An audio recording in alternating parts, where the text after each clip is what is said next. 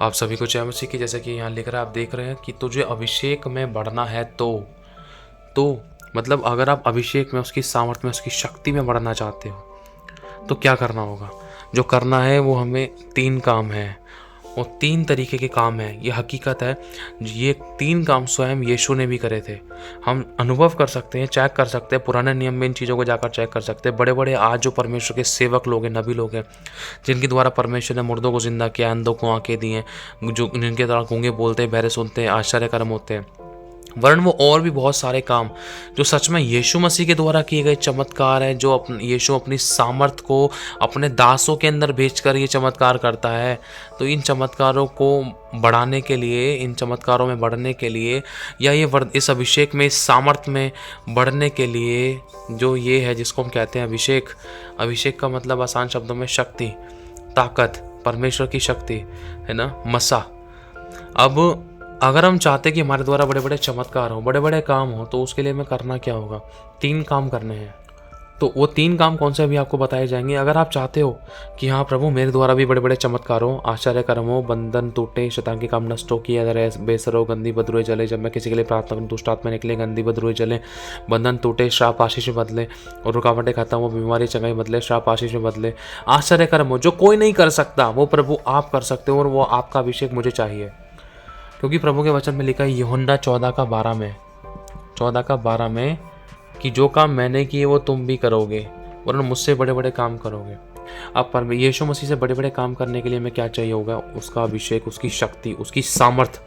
अगर हम पुराने नए नियम में पढ़ते हैं, यीशु मसीह जब यीशु मसीह पहाड़ी पर से प्रार्थना करके आ रहे थे, यीशु मसीह पहाड़ी पर से प्रार्थना करके ऊपर नीचे उतर रहे थे, तो जब वो नीचे उतर रहे थे ना, तो उनके अंदर से अभिषेक, उनकी सामर्थ निकल कर, जो यहाँ पर लोग खड़े थे, बहुत सारे लोग खड़े थे, लोगों को चंगा कर रही थी। यीशु मसीह की सामर्थ उसके शरीर से निकल कर लोगों को चंगा कर रही थी।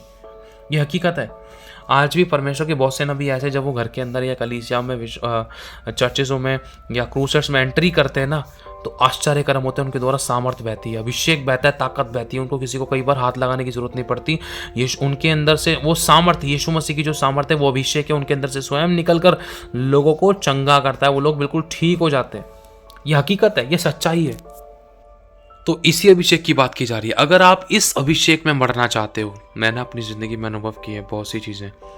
कहने का मतलब ये है, आपको बतलाना चाहता हूँ कि अभिषेक को खोने के तरीके तो बहुत सारे थे। इसको पाने के तरीका लगभग 1 से 2 ही हो सकते हैं, ज़्यादा भी हो सकते हैं, लेकिन इसमें बने रहने के तरीके कई हैं।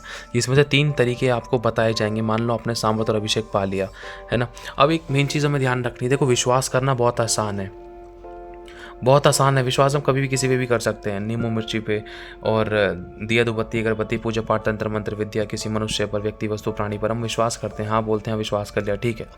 विश्वास के द्वारा सबके पास चले जाते हैं। लेकिन विश्वास, बात मेन चीज़ ये है, जिस पर विश्वास कर रहे हैं उसमें क्या सामर्थ्य है, इसका क्या पक्का प्रमाण है, ये कहाँ लिखा है, क्या वो आज भी ऐसे सामर्थ्य काम करता है।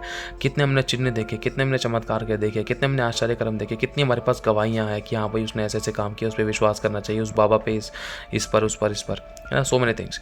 अब मेन चीज़ ये है, हमें इस बात को पकड़ना है कि विश्वास करना तो आसान है, लेकिन विश्वास में बने रहना ना अंत तक आसान नहीं है। डगमगा जाता है इंसान, कठिन है। अब पतरस पानी पर चला था, लेकिन वो डूबने लगा, उसका विश्वास डगमगा गया, शक किया उसने। विश्वास तो सब कर लेते हैं, लेकिन उसमें बना नहीं रह पाता, बहुत बार ऐसा होता है। तो मेन चीज़ जो है वो हमें ये ध्यान रखनी है, अगर हम चाहते हैं हम अभिषेक पाएँ। हाँ, अभिषेक हमें कैसे मिलता है।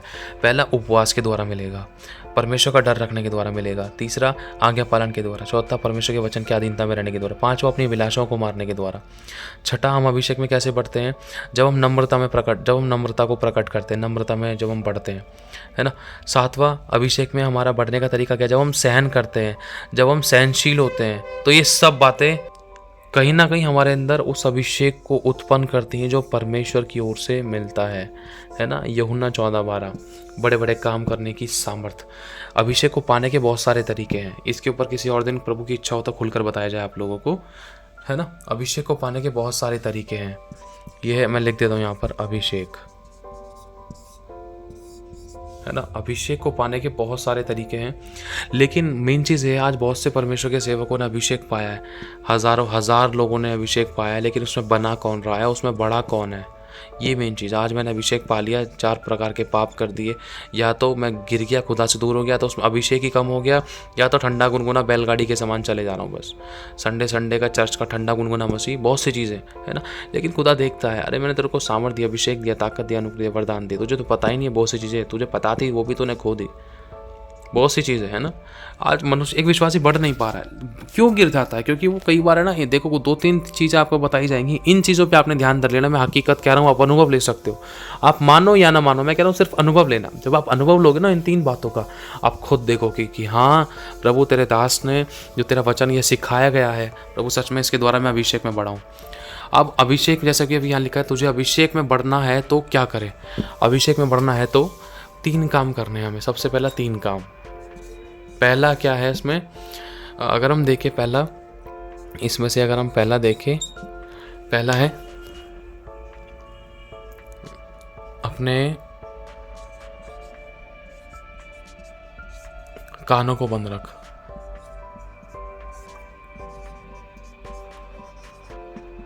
बंद कर, पहला। दूसरा है अपने मुंह को बंद कर,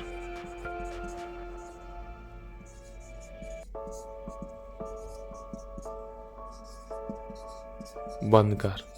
तीसरा है अपनी आंखों पर नियंत्रण कर। नियंत्रण कैसे लिखते हैं? नियंत्रण कर, है ना। अपनी आंखों पर नियंत्रण कर। ये 3 चीजें हैं, आपके सामने आराम से लिख दी है, ध्यान से समझना। अभिषेक में बढ़ने के लिए सबसे ज़्यादा ज़रूरी होता है, यीशु ने इन तीनों चीज़ों पे बहुत ज़्यादा काम किया है, बहुत ज़्यादा काम किया है। सबसे ज़्यादा इन 3 चीज़ों पे काम किया है यीशु मसीह ने। वो अपने कानों से निंदा नहीं सुनता था, क्योंकि अगर हम भजन संहिता में पढ़ते तो साफ लिखा है, पवित्र तंबू में परमेश्वर के स्वर्ग में कौन बचेगा, जो किसी की बुराई सुनता भी नहीं, जो किसी की बुराई करता भी नहीं। समझ रहे हो कितनी पवित्रता की डिमांड कर रहा है? परमेश्वर की उपस्थिति को कैरी करना, उसके सामने उसके अनॉइंटिंग को पाना, उसमें बने रहना, उसमें बढ़ना आसान नहीं है। ये 3 काम अगर आपने और मैंने कर लिया ना, इन तीनों के अंदर मैं बहुत गिरा हूँ, मैंने बहुत कुछ खोया, टाइम वेस्ट हुआ है, पैसा एनर्जी वेस्ट हुआ है, प्रार्थना का टाइम, प्रार्थना का मतलब बहुत कुछ वेस्ट किया है। मैंने बताया ना भी थोड़ी देर पहले, मैंने अनुभव लिया है अपनी ज़िंदगी के अंदर, शायद इसी रिकॉर्डिंग में बताया होगा। हाँ, बहुत सी चीज़ें मैंने अनुभव ली, इसमें बहुत बार मैं बहुत सी चीज़ों में गिरा हूँ, बहुत कुछ खोया, लेकिन मैं आपको बताना चाहता हूँ कि प्लीज़ आप इन 3 चीज़ों पर नियंत्रण करोगे। मैं कह रहा हूँ किसी खुदा के दास के हाथ रखवाने की आपको अपने सर पे ज़रूरत नहीं पड़ेगी। ये स्वयं खुदा का हाथ है, समझ लो। अगर आपने इन चीज़ों पे कंट्रोल कर लिया, मस्सा आपको बताएगा। क्योंकि यूहन्ना की पत्री के अंदर अगर हम पढ़ते हैं, शायद पहला पता नहीं दूसरा यूहन्ना लिखा है 1:26 के आसपास, कि हमारा तो उस पवित्र से अभिषेक हुआ है कि हमें किसी का प्रयोजन नहीं कि कोई हमें सिखाए, वरन वो अभिषेक जो उस पवित्र की ओर से किया गया है वो आप ही हमें सिखाता है। वो हमारे ऊपर किया गया है, परमेश्वर ने हमारे सर पर वो अभिषेक अनॉइंटिंग डाली है, वो सामर्थ्य अनॉइंटिंग, और हमें किसी का प्रयोजन नहीं कि कोई हमें सिखाए, वरन वो अभिषेक जो उस पवित्र की ओर से किया गया है वो आप ही हमें सिखाता है और हम उसमें बने रहते हैं।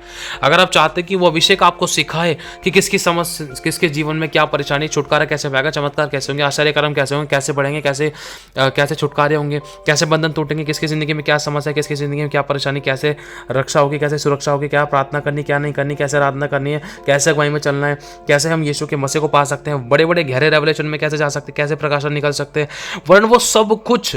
आज हमें अनॉइंटिंग की जरूरत है। आज एक विश्वासी के पास अगर अनॉइंटिंग नहीं है तो नथिंग, कुछ भी नहीं है, कुछ भी नहीं है एक विश्वासी।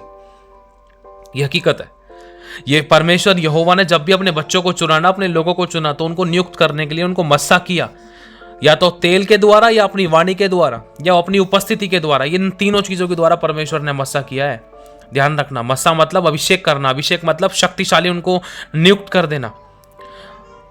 बहुत सारे परमेश्वर के ऐसे लोग हैं, सेवक लोग हैं, पवित्र शास्त्र के अंदर हम पढ़ते हैं, तो उनको परमेश्वर जब इस्तेमाल करना शुरू किया, इस्तेमाल करने से पहले उनके ऊपर तेल उड़ेला गया। बहुत सारे लोग तेल उड़ेला गया, परमेश्वर उनके ऊपर तेल उड़ेला।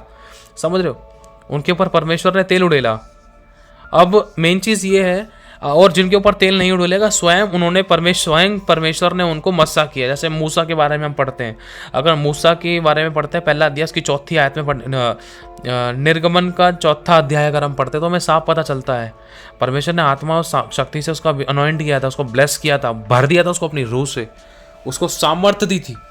आज भी बहुत सारे लोग ऐसे हैं। अब देखो यीशु के ऊपर कोई तेल नहीं उड़ेला गया, लेकिन वो आत्मा और सामर्थ्य से परिपूर्ण था, खुदा की रूह ने उसको मस्सा किया था, है ना। बहुत सारे ऐसे लोग हैं जिनको परमेश्वर ने डायरेक्ट अनॉइंटिंग किया है, और कई बार परमेश्वर ने अपने सेवकों के द्वारा अनॉइंटिंग करवाई है ना। इस बात को हम पढ़ते हैं। आज भी परमेश्वर के ऐसे कुछ पवित्र सेवक है जिनके ऊपर डायरेक्टली स्वर्ग से अनॉइंटिंग उतरी है, हेवनली स्वर्ग से डायरेक्टली तेल उतरा है उनके ऊपर, और वो हैरान हो चुके हैं कि मेरे बगल बगल में तो किसी ने तेल नहीं उड़ेला है मेरे सर पे, लेकिन डायरेक्टली मेरे सर पे कहाँ से आया? वो स्वर्ग से आया है। ऐसी गवाहियां हैं आज, हम जानते हैं, है ना। तो परमेश्वर आज आपको और मुझे बताना चाहता है, हमें अगर अभिषेक में बढ़ना है तो इन 3 चीज़ों में वर्क करना पड़ेगा। देखो सबसे पहले क्या है, अपने कानों को बंद करके रखना। शॉर्ट में बताया जा रहा है, इसके ऊपर बहुत बड़ी बात है, बहुत कुछ शेयर करने को हो सकता है, लेकिन हमें शॉर्ट में मेन चीज़ है, अब आपको किसी की बुराई नहीं सुननी। बुराई को सुनने से बचना है ना, तो आपको गलत संगति से बचना पड़ेगा।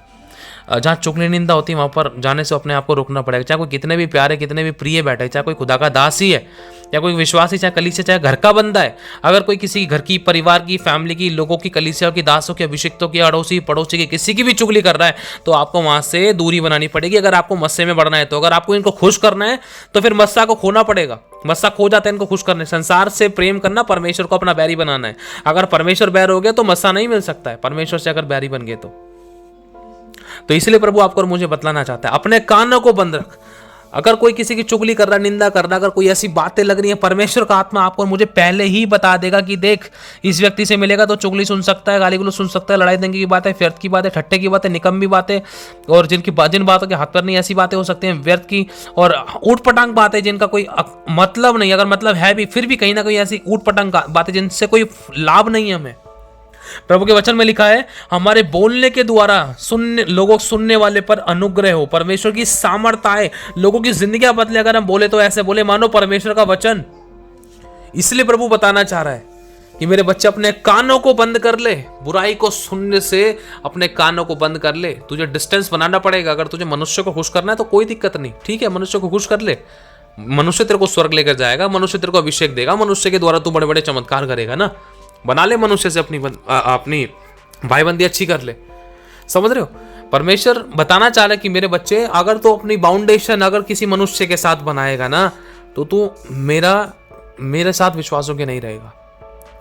एक बात कहना चाह रहा है परमेश्वर, चाहे कोई कितना भी प्रिय है, अगर जहां पर बुराई की बातें होती, क्या ही धन्य है वह पुरुष जो दुष्टों की युक्ति पर नहीं चलता, न पापियों के मार्ग में खड़ा होता, न ठट्ठा करने वालों की मंडली में बैठता है। समझ रहे हो? और ना तो बुराई सुनना है, ना बुराई पर कॉन्सेंट्रेट करना है, ना ऐसी संगति में जाना है। खुदा तो साफ पहले ही कह रहा है, वही है धन्य, वही है ब्लेसेड, वही है ब्लेसेड। लेकिन जो ऐसी संगति करता है वो श्रापित है। परमेश्वर के वचन साफ बता रहा है। एक सिक्के के 2 पहलू हैं, एक और आशीषित, दूसरी है श्रापित। अगर आशीषित होना है तो इन संगति से बाहर जाना पड़ेगा। अगर इस संगति से बाहर जाओगे तब आप परमेश्वर के साथ उस कमरे में अकेले बैठोगे। अगर आप इसमें संगति में चले गए तो आप खुदा आपके साथ नहीं है, हमारे साथ नहीं है। क्योंकि एक कुर्सी पर एक ही जना बैठ सकता। हमारे मन की कुर्सी पर या तो वो लोग बैठे जिनके साथ हम अपनी अभिलाषा को, अपने कानों को सेक रहे हैं, या तो फिर परमेश्वर हो सकता है। अगर परमेश्वर है तो फिर ये चीज अंदर क्या कर रही दिमाग के अंदर, हमारी बुद्धि, हमारी संगति, हमारे परिवार, हमारी फैमिलीज में। मतलब देखो मनुष्य चाहे कैसा भी है, लेकिन हम इन चीजों के अंदर इन्वॉल्व ना हो। अगर हम इनमें इन्वॉल्व हो रहे तो यीशु द्वार के बाहर खड़ा हुआ खटखटाता है। आज भी खड़ा हुआ है, वो खटखट खटखट कर रहा है, बेटा बाहर निकल जा इन चीजों से, या तो खुद बाहर आ जा। समझ रहे हो? अगर इन चीजों से तू इन चीजों को अपने अंदर से बाहर निकाल देगा तो मैं तेरे मन के भीतर आऊंगा। हमें किसी मनुष्य से बैर नहीं करना है। ये बंदा गलत है, आप सही हो, तो आपको इससे बैर नहीं करना है। आपको बुद्धि और आत्मा के द्वारा ना यहाँ से कटनी काट कर निकल जाना है। नहीं यार सॉरी, मैं कि छोड़ो ना, किसी की बुराई नहीं करनी, ना किसी की बुराई सुनी, छोड़ो, उसकी करनी उसके साथ है, वो जाने, हम क्यों अपना मुंह खराब करें। लिखा है पवित्र तम्बू में वो बसेगा जो किसी की बुराई सुनता भी नहीं, किसी की निंदा करता भी नहीं। तो मुझे किसी की बुराई नहीं सुननी। लिखा है जो दूसरे के ऊपर उंगली उठाता है, जो दूसरे के अंदर बुराई खोजता है, उसी के ऊपर बुराई आप पड़ती है। छोड़ो, उसकी करनी उसके साथ है, उसका न्याय परमेश्वर देखेगा। हम क्यों कर रहे हैं उसका न्याय? हमें बोलने से क्या, हमें किसी पर कोई कॉन्सेंट्रेट करने की जरूरत नहीं है। हम कितने भले हैं, अगर यीशु हमारे अंदर कमी खोजने आ गया ना तो हम कहीं स्टैंड नहीं कर सकते। समझ रहे हो? हम सोच रहे कि इस एरिया में हम ठीक है, चलो एक एरिया में हम ठीक हो सकते हैं, लेकिन हज़ारों हज़ार एरिया खुदा ऐसे दिखा सकता है कि हम कितने गलत थे, जिसकी सज़ा दंड और मृत्यु और नरक अनंत काल की आग थी। प्रभु ने कहा जैसा तू मन में सोचे वैसा तू है। अगर हम किसी के बारे में न्याय कर रहे हैं तो उसका मतलब हम न्याय, हम जज कर रहे हैं किसी को, हम किसी को दोष लगा रहे हैं, बुराई कर रहे हैं, कमियां निकाल रहे हैं, ठट्टा कर रहे हैं, नादर कर रहे हैं, जज कर रहे हैं, किसी को गलत व्यवहार कर रहे हैं, किसी की मजाक उड़ा रहे हैं गलत तरीके से। तो प्रभु कह रहा है नहीं, ये सब चीज़ें नहीं करना है तेरे को। अगर तू कर रहा है तो तूने मेरे मत्स्य को खो दिया। चाहे तूने 1 साल प्रार्थना करी, चाहे तूने कुछ भी करा है, अगर तू बढ़ना चाहता है तो बुराई से बैर करना होगा। ये मेरा तरीका है। 100 की 100 बात, 100 की 1 बात। इसलिए प्रभु कह रहा अपने कानों को बंद कर ले, बुराई को सुनने से रोक ले। और शैतान पूरी अड़ी चोटी का जोर लगाता है, ऐसे नहीं तो इसको ऐसे फंसाऊंगा। बाहर से नहीं सुनी इसने बुराई तो उसको घर में सुनाऊंगा। लेकिन हमें लड़ना नहीं किसी से, कोई मनुष्य बुरा नहीं, हमारी लड़ाई किसी मासूर लहू से नहीं, लेकिन खुदा से हमें मदद मांगनी। खुदा मुझे बुद्धि ज्ञान समझ दे, मुझे बुराई से बचा, गलत सुनने से बचा, या दूसरे लोगों को भले काम में बिजी कर दे, या मुझे भले काम में बिजी कर दे, ताकि मैं बुराई और पाप से बचा रहा हूँ और मेरे अंदर अभिषेक परमेश्वर का बढ़ता जाए। क्योंकि प्रभु जब मुझे देखेगा कि मेरा बच्चा जितना बुराई से बच रहा है उतना मुझे इसको भरना होगा। क्यों? क्योंकि जब वो बुराई से बच रहा है, जितना ये भरेगा उतना वो दूसरों को छुड़ा पाएगा। दूसरों को छुड़ाने का तरीका यही है, बुराई से बचो और मस्सा पाओ और सामर्थ्य रूप से इस्तेमाल होते जाओ। पहला है अपने कानों को बुराई से रोक रखे। जो अच्छे दिन देखना चाहता है अपने, वो अपने कानों को, अपनी जुबान को बुराई करने से रोक रखे। अब आते हैं जुबान पर। अपने मुंह को बंद कर। यही सेम चीज इसी एरिया में देखनी है हमें। शैतान देखता है इसमें नहीं गिरा, कोई नहीं, इसमें गिराऊंगा इसको, ऐसी परिस्थिति क्रिएट कर दूंगा इसके सही होने के बाद भी, मान लो ये विश्वासी बिल्कुल सही है, सही होने के बाद भी इसके ऊपर दोष लगा रहे हैं, उंगली उठा रहे हैं, जज कर रहे हैं, कमियां निकाल रहे हैं, ठट्टा कर रहे हैं, इसका नादर कर रहे हैं, बुराइयां कर रहे हैं कि इसके मुंह से कुछ निकले। शैतान किसी को भी इस्तेमाल कर सकता है इसको पाप में डालने के लिए, समझ रहे हो? किसी को भी। तो खुदा हमें बताना चाहता है अपनी जुबान की चौकसी कर। जीभ के वश में जीवन और मृत्यु दोनों, जो इसे काम में लाना जानता है वो इसका फल भोगेगा। एक बहुत प्यारा सा बर्तन है ना। अब इसके अंदर पाप का, झूठ का छेद हो गया, बुराई का, गलत शब्द, गलत बात, गलत विचार, गलत काम, गलत व्यवहार, गुस्सा, कुटकुटाहट, डहा, जलन, लीला, किरण, ईर्ष्या। इसके अंदर परमेश्वर अपना मसा डालेगा नहीं। छेद वाले बर्तन में जब आप दूध नहीं डाल सकते, छेद वाले बर्तन में आप पानी नहीं रख सकते, छेद वाली जेब के अंदर 1 रुपया नहीं रख सकता एक बच्चा अपना, तो आप सोच कर देखो सर्वशक्तिमान परमेश्वर छेद वाले बर्तन के अंदर अपनी सामर्थ्य क्या डालेगा। इसीलिए उन बुरे शब्दों को ना हमें अपनी ज़िंदगी में काम नहीं करने देना है। अगर कोई बोल भी रहे ना, हमें नम्र और दीनता के साथ प्रकट होना है, पेश करना है अपने आप को, बुराई से दूर रहना है।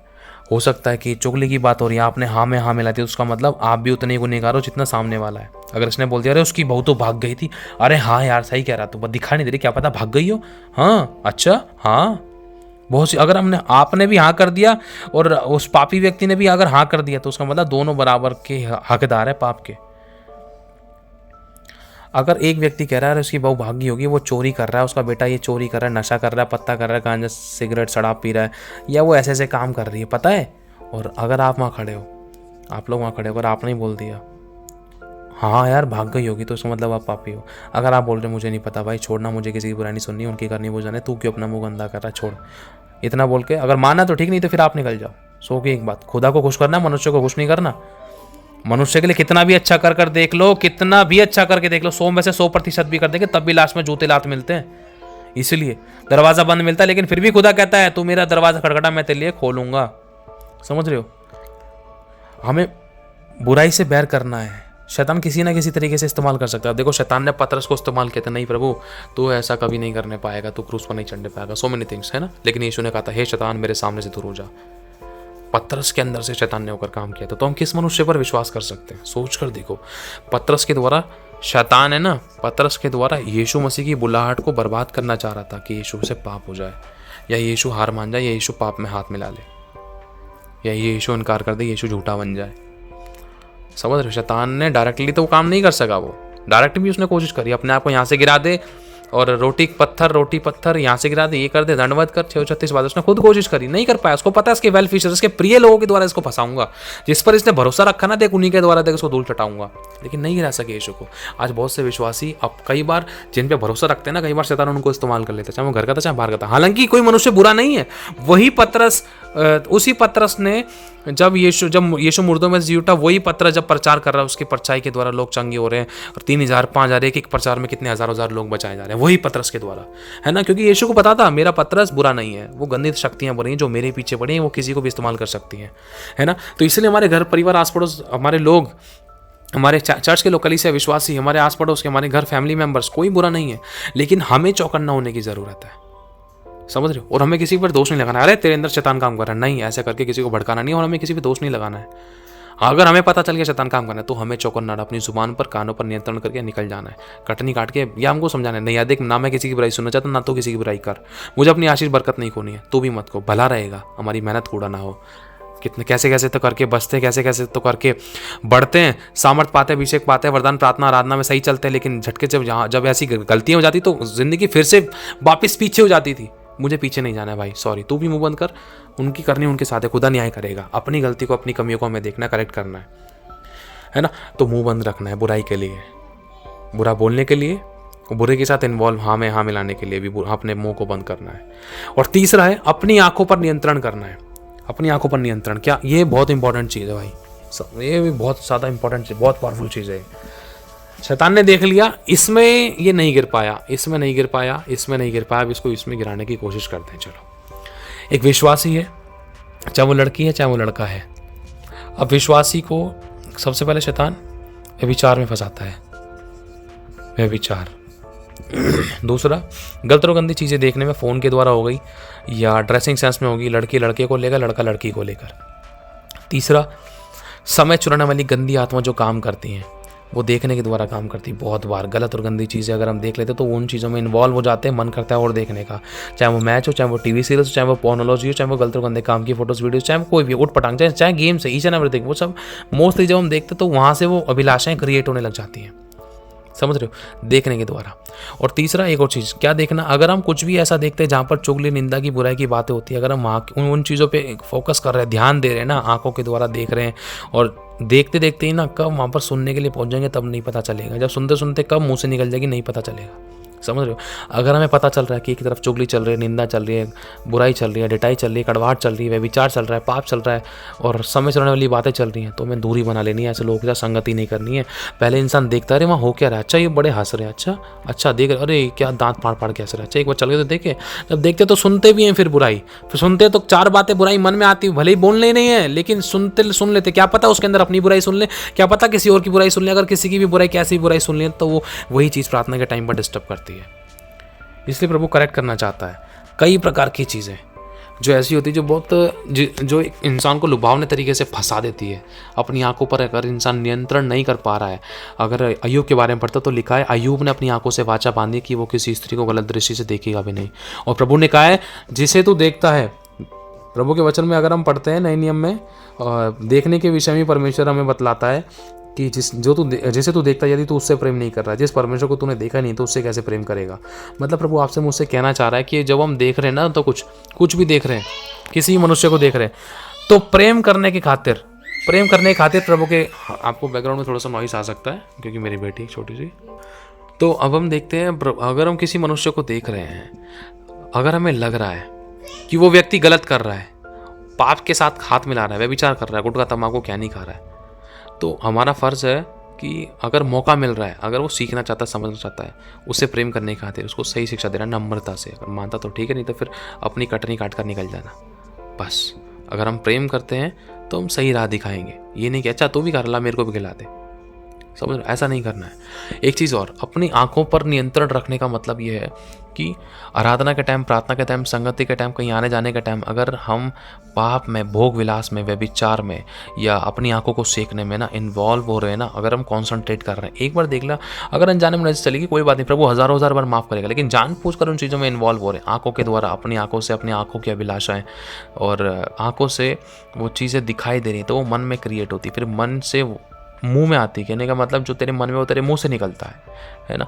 अब वो मन में जो चीज़ें रहती हैं वो कहीं ना कहीं वो प्रार्थना, आराधना, संगति के टाइम में डिस्टर्ब करती हैं, समय, टाइम, एनर्जी वेस्ट करती हैं, और ये बहुत गंदी चीज़ें होती, मतलब ये बहुत गलत स्पिरिट होती है जो आंखों के द्वारा एक मनुष्य को पाप में डाल देती है। आंखों ही आंखों में इंसान कब किसको कैसे फंसा देता है, आंखों ही आंखों में इंसान इशारे समझ सकता है, बहुत सी चीज़ें, नेगेटिविटी है ना। एक लड़की ने पलट कर पीछे मुड़कर देख लिया, लड़के ने एक दूसरे से आंखें मिला ली, तो बस आंखों ही आंखों में हो जाता है, हाँ हम एक दूसरे को प्यार करते हैं, यही है, बोलने की जरूरत नहीं पड़ती, बस आंखें ही आंखें। समझ रहे हो? बहुत सी चीज़ें, अपनी आंखों पे नियंत्रण करना जरूरी, क्योंकि बहुत सी चीज़ें, ये लिखा, यदि तो तेरी आंख तुझे ठोकर खिलाए तो उसको निकाल कर फेंक दे, भला होगा कि तू काड़ा होकर स्वर्ग में चला जाए। कहने का मतलब प्रभु ये कह रहा है उस आंखों की अभिलाषाओं से भाग। सो की एक बात, हालेलुया। अगर आप और मैं चाहते हैं कि हम अभिषेक के अंदर बढ़ें और हमारे द्वारा बड़े बड़े चमत्कार हो, काम हो, हम खुद भी बच्चों औरों को बचा सके, तो अपने कानों को नियंत्रण करना पड़ेगा। अपने कानों को बुराई के लिए बंद करना होगा, अपने मुंह को बुराई के लिए बंद करना होगा, अपनी आंखों को बुराई के लिए बंद करना होगा, नियंत्रण करना होगा, इग्नोर करना होगा हमें बुराइयों को, और अपने आप को कहीं ना कहीं और डाइवर्ट करना होगा। हालेलुया।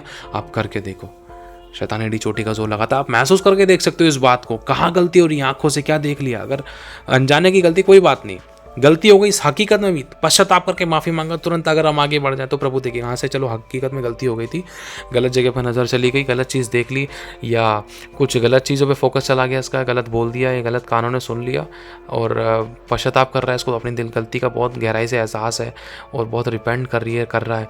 कोई बात नहीं, मेरे बच्चे को माफ़ करूँगा, प्रभु माफ़ करेगा अगर हम बदलना चाहते हैं तो, और फिर से मैं उठाएगा। लेकिन ध्यान रखना है हमें कि अब हमें मेहनत को कूड़ा नहीं करने देना है। जो सामर्थ अभिषेक प्रार्थना में हम पाते हैं, उस प्रार्थना के समय को बर्बाद नहीं करना है हमें। कई लंबे टाइम से इंसान मेहनत करता है, बहुत कुछ अभिषेक, बहुत मेहनत करने के बाद थोड़ा सा सामर्थ अभिषेक पाता है जिसके द्वारा बड़े बड़े काम हो, जिसके द्वारा चमत्कार हो, लेकिन थोड़ी सी देर में, एक चुटकी में ही वो, अगर हम पाप के साथ हाथ मिलाकर खो रहे हैं तो हम अपने आप को पीछे कर रहे थे। ये गलती नहीं करनी है। हालेलुया। प्रभु आशीष आप सभी को, जय मसीह की।